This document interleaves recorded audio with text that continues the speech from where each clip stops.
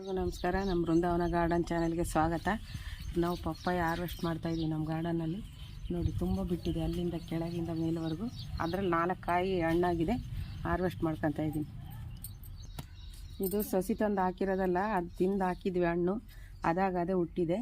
ಅದರಲ್ಲಿ 4 ಹಣ್ಣಾಗಿದೆ, ಕಿತ್ಕೊತಾ ಇದ್ದೀನಿ ನೋಡ್ರಿ. ಫುಲ್ ಹಣ್ಣಾಗಿದೆ ಇದು.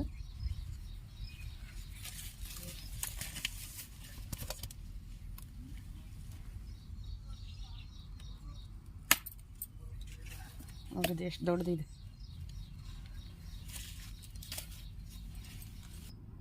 ನೋಡಿ, 2 ಕಿತ್ಕೊಂಡಿದ್ದೀನಿ, ಇನ್ನೂ 2 ಇದೆ. ಈ ಕಡೆ ಒಂದು, ಆ ಕಡೆ ಒಂದಿದೆ. ಇವೆಲ್ಲ ತುಂಬ ಕಾಯಿಗಳಿದ್ದಾವೆ, ಮೇಲೆವರೆಗೂ ಇದಾವೆ, ಇನ್ನೂ ಚಿಕ್ಕ ಇದೆಲ್ಲ ದೊಡ್ಡದಾಗಿದೆ ಆಗಲೇ. ಇದು ಹಣ್ಣಾಗುತ್ತೆ. ಈ ಪಪ್ಪಾಯ ಬೆಳಗ್ಗೆ ಟೈಮು ಒಂದು ಬಟ್ಲು ತಿಂದರೆ ಆರೋಗ್ಯಕ್ಕೆ ತುಂಬ ಒಳ್ಳೆಯದು, ಚೆನ್ನಾಗಿರುತ್ತೆ ಪಪ್ಪಾಯಿ. ನೈಸರ್ಗಿಕವಾಗಿ ಯಾವುದೇ ಗೊಬ್ಬರ ಇಲ್ಲದೇ ಎಷ್ಟು ಚೆನ್ನಾಗಿ ಬಿಟ್ಟಿದೆ ನೋಡಿರಿ, ಹಣ್ಣಾಗಿದ್ದಾವೆ. ಅದರಲ್ಲಿ ತುಂಬ ರುಚಿ ಇರುತ್ತಿದ್ದು, ಸ್ವೀಟ್ ಜಾಸ್ತಿ.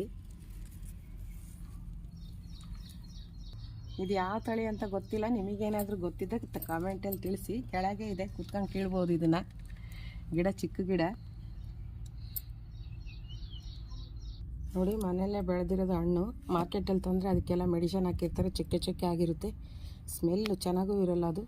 ತುಂಬ ಚೆನ್ನಾಗಿದೆ ನೋಡಿರಿ, ಎಷ್ಟು ಕಲರ್ ಬಂದಿದೆ ಗಿಡದಲ್ಲೇ.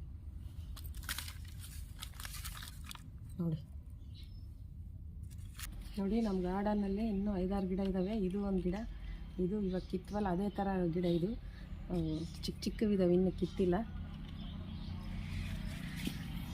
ಅಲ್ಲೊಂದೆರಡು ಇದ್ದಾವೆ, ಅದರಲ್ಲಿ ಬಿಟ್ಟಿದ್ದಾವೆ. ಮೇಲೆವರೆಗೂ ಹೂವು ಆಗಿದೆ ನೋಡಿ, ದೊಡ್ಡ ಹೂವು ಬಿಡುತ್ತಿದ್ದು.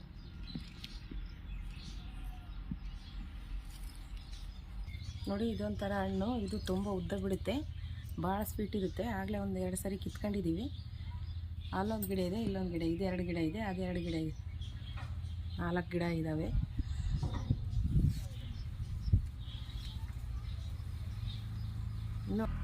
ಇನ್ನೂ ಹಣ್ಣಾಗಿಲ್ಲ, ಸೈಜ್ ದೊಡ್ಡದಾಗಿ ಬರುತ್ತೆ, ದಪ್ಪ ಬಿಟ್ಟಿದೆ.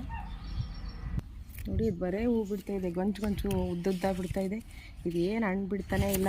ನಿಮಗೇನಾದರೂ ಗೊತ್ತಿದ್ರೆ ತಿಳಿಸಿ. ನೋಡಿ, ಸುಮ್ಮನೆ ಕುಚ್ಚು ಹೂವು ಮಾತ್ರ ಬಿಟ್ಟಿದೆ ತುದಿವರೆಗೂ.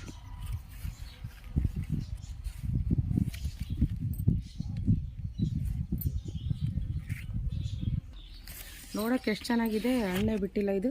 ಇದು ಹೆಂಗೆ ಬಿಡುತ್ತೆ ಅಂತ ನೋಡೋಣ ಅಂದರೆ ಒಂದು ಹಣ್ಣು ಬಿಟ್ಟಿಲ್ಲ, ಬರೀ ಹೂವು ಅರಳುತ್ತೆ. ಹೂವು ಮಾತ್ರ ತುಂಬ ಸ್ಮೆಲ್ ಇದೆ, ಘಮ ಅಂತ ಇದೆ.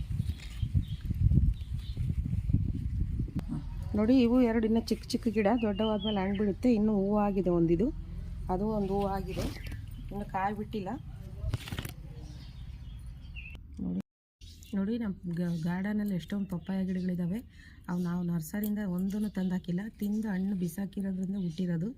ತುಂಬ ಚೆನ್ನಾಗಿದ್ದಾವೆ ಹಣ್ಣು, ಭಾಳ ರುಚಿ ತಿನ್ನೋಕ್ಕೆ, ನೋಡೋಕ್ಕೂ ಅಷ್ಟೇ ಚೆನ್ನಾಗಿದ್ದಾವೆ. ಈ ವಿಡಿಯೋ ನಿಮಗೆ ಇಷ್ಟ ಆಗಿದ್ದರೆ ಲೈಕ್ ಮಾಡಿ, ಶೇರ್ ಮಾಡಿ, ಕಮೆಂಟ್ ಮಾಡಿ. Thank you.